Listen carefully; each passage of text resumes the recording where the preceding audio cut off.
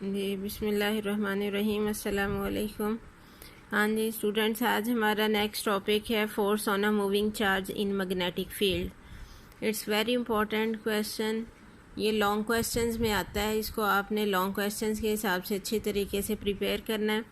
इससे पहले हमने पढ़ा था topic force on current carrying conductor. जब देखें हम एक करंट कैरिंग कंडक्टर लेते हैं तो कंडक्टर के अंदर बेसिकली करंट किस वजह से फ़्लो कर रहा होता है, ड्यू टू द चार्जेस। अगर फोर्स कंडक्टर पे अप्लाई होती है मैग्नेटिक फील्ड में तो इसका मतलब है उसके अंदर जो चार्जेस मूव कर रहे हैं उन पे भी मैग्नेटिक फोर्स अप्लाई हो रही होती है। हमने अब वो फोर्स फाइंड करनी है जो कि इन मूविंग चार्जेस पे अप्लाई हो रही है। When a current carrying conductor is placed in magnetic field, it experiences force. Actually, magnetic field also exerts force on charged particles moving in the conductor. Mathematically जो force है उसका expression F is equal to Q V cross B. और अब हम इस फार्मूले को derive करेंगे। ये वो फोर्स है जो कि चार्ज पे एक्ट करेगी। यहाँ पे हमने कंसिडर किया है एक स्मॉल पीस ऑफ कंडक्टर जिसकी लेंथ है L। We consider a small piece of conductor L such that I current is flowing through it. अब करंट किस वजह से फ़्लो करता है, ड्यू टू द चार्जेस। हम ये कहते हैं कि पॉजिटिव चार्ज कैरियर्स हैं। ये वेलोसिटी की जो डायरेक्शन है वही करंट की डायरेक्शन होगी, यानी जिधर को चार्जेस मूव कर रहे हैं। ठीक है, ये चार्जेस के मूव करने से यहाँ पे करंट फ़्लो कर रहा है। अब यहाँ पे हमने एक्सटर्नल जो मैग्नेटिक फील्ड है वो अप्लाई किया है, वो है अपवर्ड डायरेक्शन में। ये जो लाइंस ड्रा की हैं एक्सटर्नल मैग्नेटिक फील्ड है। When this current carrying conductor is placed in external magnetic field, then force is F is equal to IL cross B. Let area of cross section of conductor is A, length of conductor is L. तो volume हम कैसे लेंगे, volume को capital V से represent करेंगे। इस figure में अब आपने ये बात याद रखनी है कि वेलोसिटी को हम स्मॉल v से रिप्रेजेंट करेंगे और वॉल्यूम को कैपिटल V से रिप्रेजेंट करेंगे। दोनों में डिफरेंस रखना है, वॉल्यूम कैपिटल V से शो होगा और वेलोसिटी स्मॉल v से। V is equal to AL। Total number of charge carriers हैं capital N। Charge carriers in unit volume है स्मॉल n। तो charge carriers in total volume V कितने होंगे, volume से मल्टीप्लाई कर देंगे, N इंटू AL हो जाएगा। Velocity of charge carrier is V। Current flowing through conductor is I। Charge on each charge carrier is Q। तो जो टोटल चार्जेस प्रेजेंट हैं इस पूरे कंडक्टर के अंदर उन पे चार्ज कितना हो जाएगा, delta Q, that will be equal to NALQ। यानी total number of charge carrier से हम इसको मल्टीप्लाई कर देंगे। अब हमें ये पता है करंट क्या होता है, rate of flow of charge delta Q over delta T। तो डेल्टा Q की वैल्यू पुट कर दें NALQ divided by delta T। Delta T time हम फाइंड कर सकते हैं S is equal to VT के फार्मूले से। यहाँ पे S डिस्टेंस कितना कवर कर रहे हैं charges, that is equal to length of the conductor L। ठीक है, और वेलोसिटी है V चार्ज कैरियर्स की, टाइम है डेल्टा T। तो delta T will be equal to L over V। Delta T की जगह हम ये वैल्यू पुट कर देंगे L ओवर V। देखें यहाँ से L कैंसिल आउट हो जाएगा, then current will be equal to NAQV। अब ये करंट की वैल्यू हमने जो फाइंड की है इसको इक्वेशन 1 में पुट कर देंगे, that is the force on current carrying conductor. So this conductor of length L, यानी पूरी कंडक्टर पे जो फोर्स अप्लाई हो रही है that is NAQV into L cross B। अब देखिए जो लेंथ की डायरेक्शन सेम है एज दैट ऑफ करंट, और करंट की डायरेक्शन क्या है, जो वेलोसिटी की है। तो L और V दोनों सेम डायरेक्शन में हैं और डायरेक्शन को हम किससे शो करते हैं, यूनिट वेक्टर से। यानी जो लेंथ के लिए की डायरेक्शन है वही वेलोसिटी की है, यानी L unit vector will be equal to V unit vector.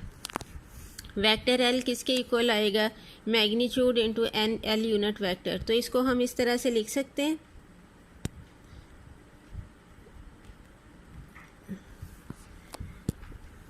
तो इसको हम इस तरह से लिख सकते हैं कि magnitude L into V unit vector, यानी L यूनिट वेक्टर की जगह हम क्या लिख देंगे, वी यूनिट वेक्टर, क्योंकि इन दोनों की डायरेक्शन सेम है।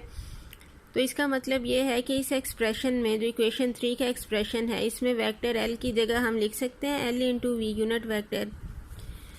ठीक है, अब यहाँ से अगर हम एल को ब्रैकेट से बाहर ले आएं और वी को अंदर ले जाएं, तो V into V unit vector ये क्या बन जाएगा, वी वेक्टर। तो ये हमारे पास क्या आ जाएगा, N A Q L V cross B. This is the force on N A L charges, यानी जो टोटल चार्जेस हैं के अंदर उन सब पे ये फोर्स अप्लाई हो रही है। तो अगर हमने एक चार्ज के ऊपर फोर्स फाइंड करनी हो तो वो कैसे लेंगे, हम नंबर ऑफ चार्ज कैरियर्स पे डिवाइड कर देंगे, यानी एन ए एल पे डिवाइड कर देंगे हम। So F will be equal to N A L Q V cross B divided by N A L cancel out हो जाएगा, तो F will be equal to Q V cross B. This is the general expression for force on a moving charge in magnetic field. ये हमने first year में example भी दी थी cross product के topic में। ये वही एक्सप्रेशन है force on a moving charge in magnetic field. अगर हमारे पास चार्ज हो प्रोटॉन, तो फिर प्रोटॉन पे चार्ज क्या होता है, प्लस ई। तो ये फार्मूला क्या बन जाएगा, F will be equal to plus E V cross B. और अगर हमारे पास चार्ज हो इलेक्ट्रॉन, तो फिर हम क्या लेंगे, F is equal to minus E V cross B. ठीक है, the direction of force for positive charge can be taken by right hand rule. जब भी हमने फोर्स की डायरेक्शन निकालनी है, वो हमने निकालनी है पॉजिटिव चार्ज के लिए। अगर हमारे पास नेगेटिव चार्ज यानी इलेक्ट्रॉन होगा, तो हमने डायरेक्शन उसके ऑपोजिट कर लेनी है, यानी जो रूल अप्लाई होगा वो पॉजिटिव चार्ज के लिए ही होगा। अगर जैसे राइटवर्ड आती है हमारे पास डायरेक्शन और चार्ज नेगेटिव है, तो फिर हम कहेंगे कि डायरेक्शन हमने उसके ऑपोजिट लेफ्टवर्ड कर ली। अगर अपवर्ड आती है डायरेक्शन, तो हम उसको डाउनवर्ड ले लेंगे नेगेटिव चार्ज के लिए। लेकिन जो रूल अप्लाई करके डायरेक्शन निकलनी है वो पॉजिटिव चार्ज की ही आएगी हमारे पास। अब उसी तरह डायरेक्शन हम 3 तरीक़ों से फाइंड कर सकते हैं। क्रॉस प्रोडक्ट का राइट हैंड रूल भी अप्लाई कर सकते हैं, फ्लेमिंग्स राइट हैंड रूल भी अप्लाई कर सकते हैं, और फ्लेमिंग्स लेफ़्ट हैंड रूल भी अप्लाई कर सकते हैं। अब देखें यहाँ पे, इसी फिगर पे वापस आ जाएं।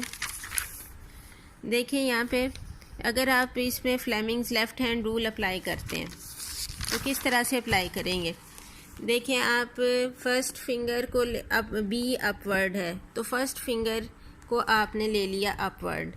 ठीक है, सेकंड फिंगर को ले लिया करंट की डायरेक्शन में, और ये थंब है आउटवर्ड। ठीक है, ये इस तरह से फिगर बनेगी,